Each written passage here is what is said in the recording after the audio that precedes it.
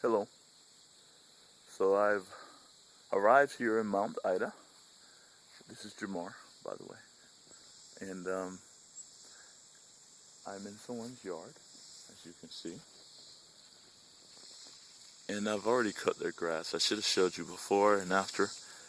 So right now what I'm doing is I am adding mulch to some of the trees. Some of the trees are not fruiting. And they're not fruiting for more than just not being mulched enough. I believe it's because the water's not flowing to them, the weather, and other conditions. But I'm gonna have to do a lot more watching, a lot more observation to come up with closer conclusions to, the reality of the situation. But here I am, and I'm working in this beautiful yard that they have, and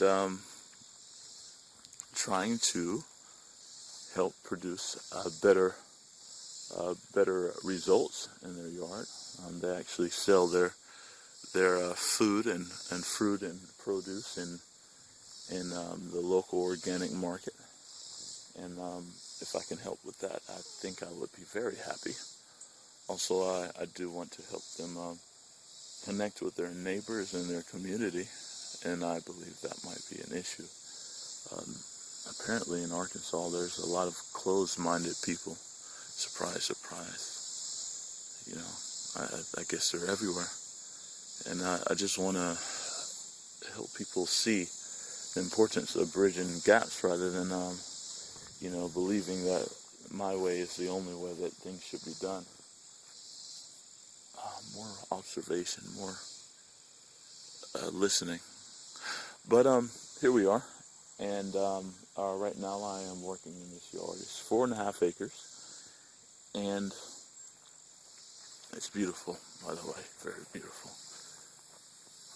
So eventually I will mulch a bunch of these trees and watch them and see other techniques that I can use to help them produce more or just fruit in general, because some of them are not producing fruit.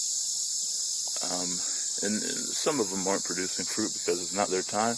Others just because they're missing something. There's some imbalance that's making them do this. But yep, that's what I'm doing. This is where they have me staying. It's pretty awesome. So just has a bed in here for me to relax or sleep, It's pretty cool. You can see my bag in there. No, you can't. But it's in there. Oh, there you go. But, look, they even have a greenhouse. The greenhouse, there's some things that are being missed here.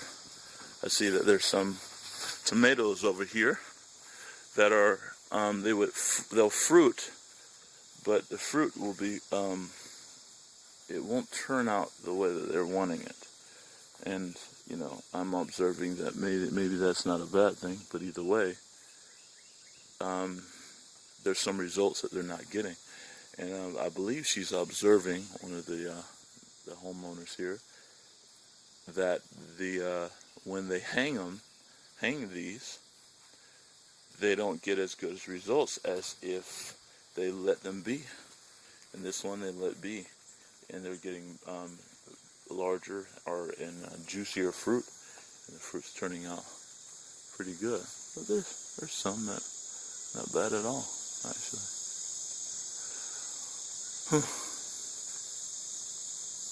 They also have bees here, but the bees, they don't harvest. They don't get the honey from the bees.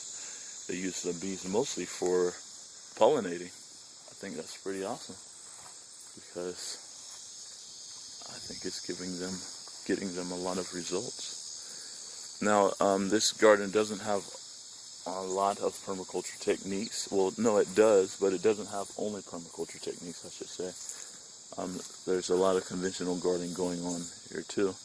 I'm not a big fan of annuals, and they have annuals, and I don't see that as a problem. just got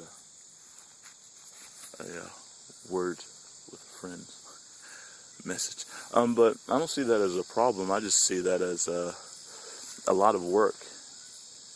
And I want to help people produce techniques or produce gardens that don't require you to do a lot of work. Wow, look at that big bird.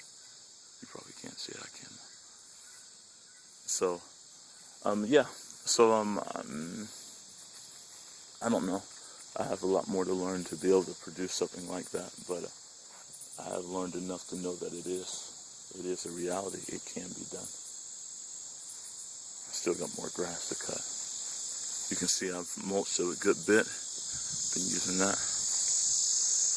But, yeah, this is where I am. And I'm going to stay here for a few days and then move on somewhere else. Find someone else that I can help. Alright, well, this is Jamar, and here I am. It's a beautiful place.